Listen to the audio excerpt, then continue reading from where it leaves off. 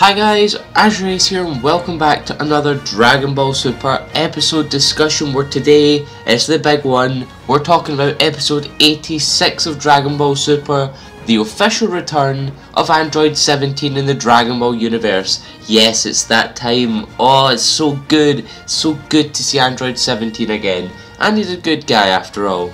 So this episode was, I don't know, this episode was fantastic. It was so good. It's honestly left me with just no words. I'm speechless at how good this episode was.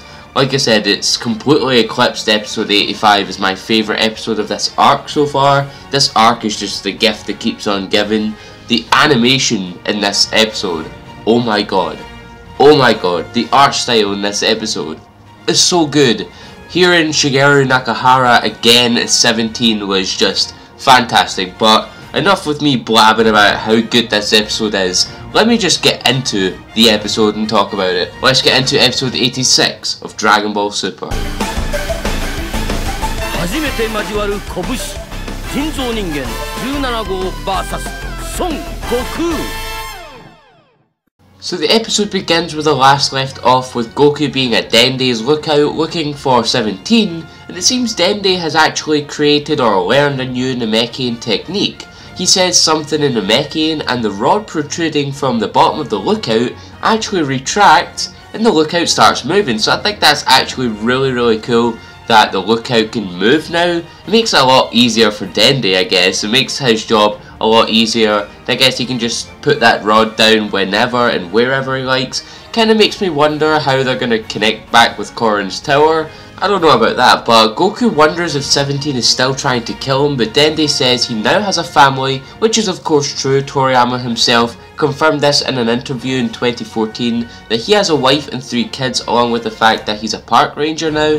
Dende also says that he's gotten very strong since the end of the Cell arc, and that is definitely going to be on show in this episode. His strength is crazy. It's crazy how strong Android 17 has gotten. He was always just that little bit stronger than 18. It's always been said that that's been the case, but he is miles ahead of 18 right now. He is so strong. Now this next thing is a very interesting and very exciting prospect. We get our second mention of Oob in Super. Of course, if you remember back in the Champa arc, Goku mentioned that there was a kid who had been reincarnated, but Goku said, nah, he's too young, we can't bring him to the Champa tournament or the God of Destruction tournament. Well now, that's right guys, Oob has been mentioned again by Dende. Dende mentions that in a village there's a young boy with extraordinary martial arts prowess and asks Goku to teach him and be his mentor. And you might be thinking, oh, it's just some kid, there's no way to tell if it's Oob. Well, that's where you'd be wrong, because Dende outright states that the boy is none other than a reincarnation of the evil kid version of Majin Buu. And we get a flashback in some old Kai footage of Goku firing off the Genki Dama that killed Kid Buu.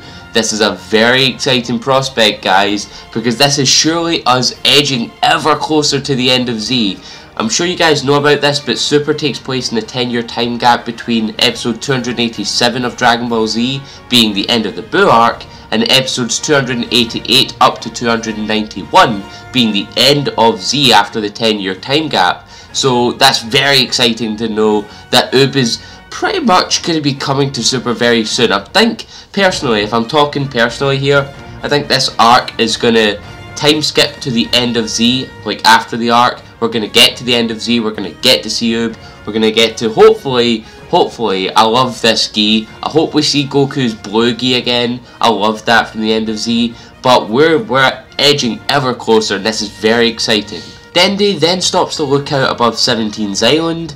Goku then gets going and like always, Goku can't sense his ki because he's an android. But luckily for him, we get the obvious explosion in the background, and here we have it folks, our first look at Android 17 in Dragon Ball Super. There's this small army kind of thing. It's kind of weird. These guys are meant to be poachers, but there's like a small army.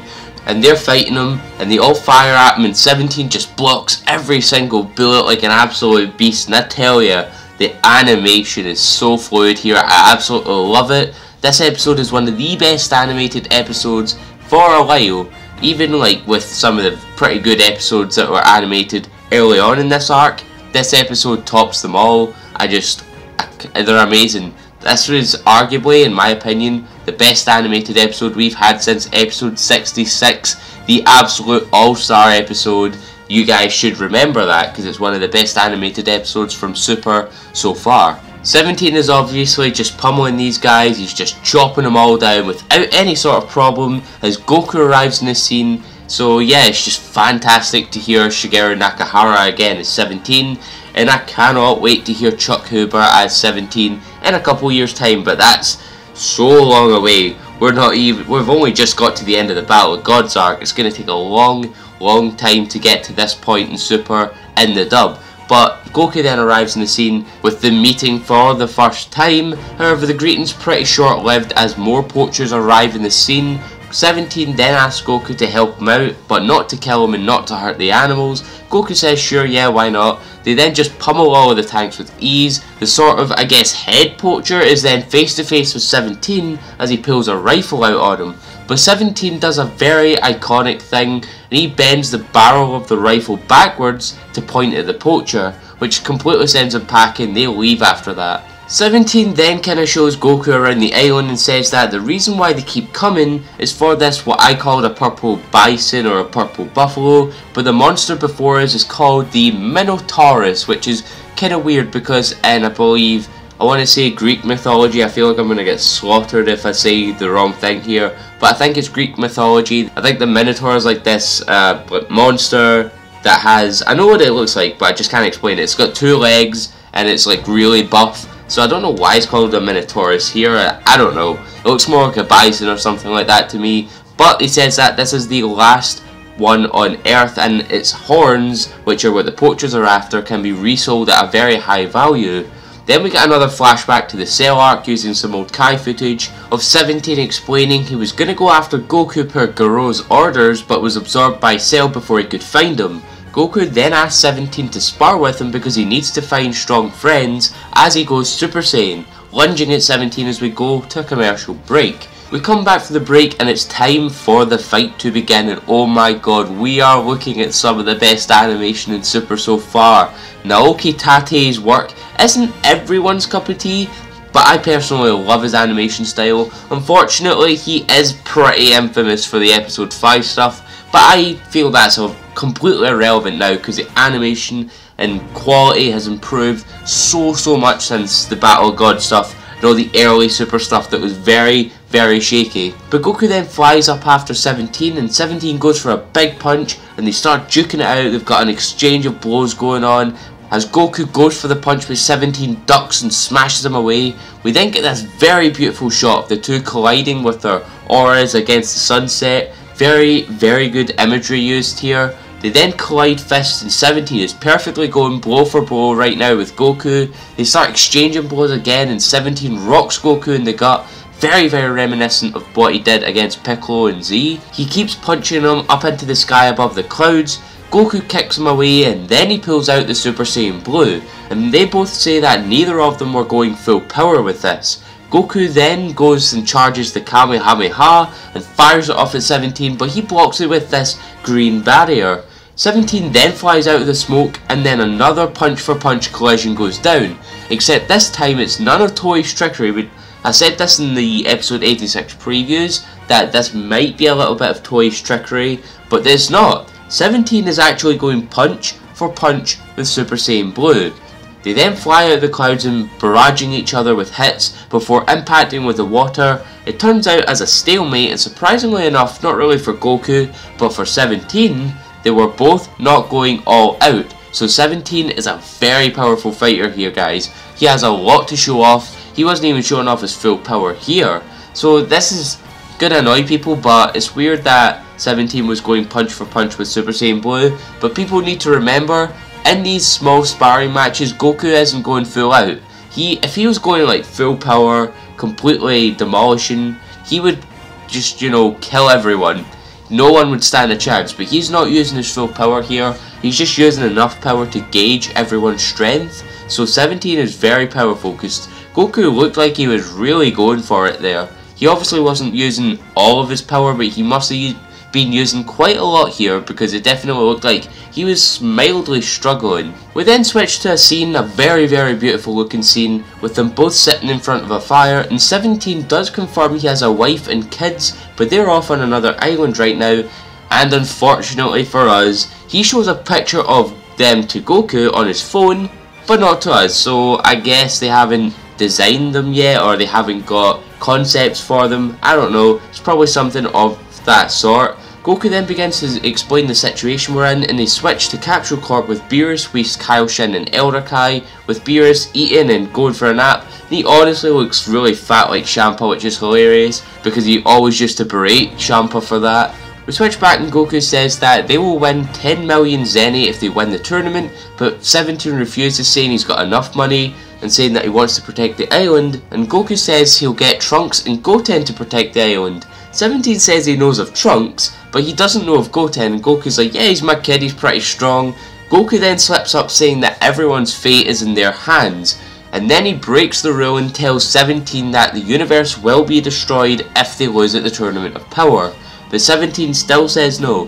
He says he doesn't care if it gets erased because everyone will be erased with it, which is just the way of the world and how it works. We then switch to space as we see a ship come in from hyperspace, and these are the enemies of the next episode, with the space poachers approaching as we see the arena still being built but steadily progressing, with only 31 hours and 40 minutes remaining till the beginning of the Tournament of Power.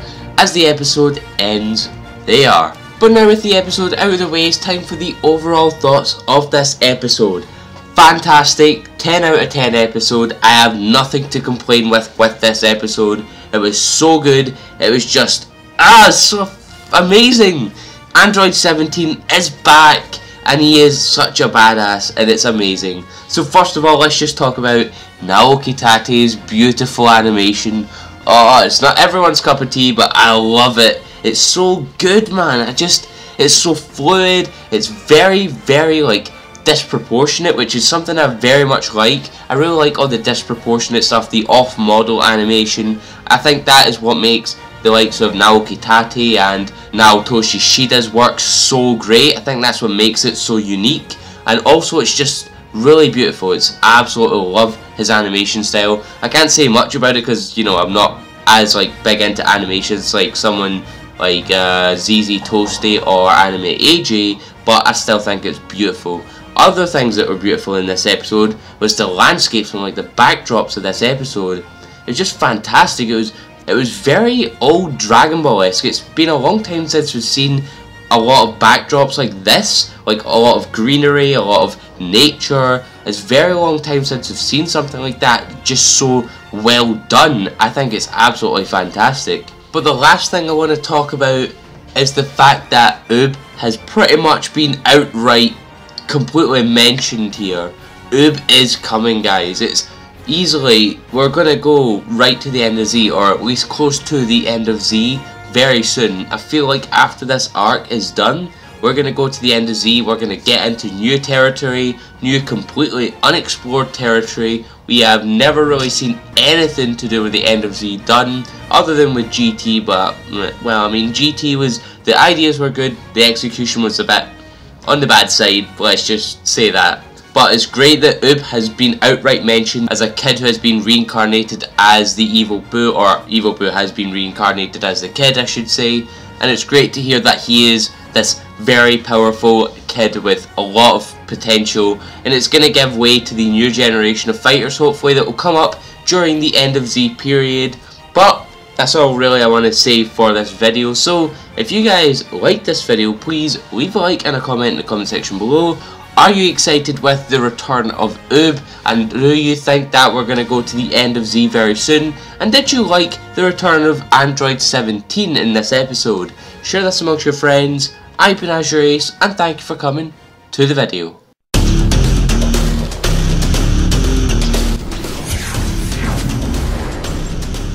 You have arrived. I'm here to tell you that if you don't subscribe to AzureAce for Dragon Ball, Kingdom Hearts, and Pokemon TCG content, you will wander forever in the darkness of your heart.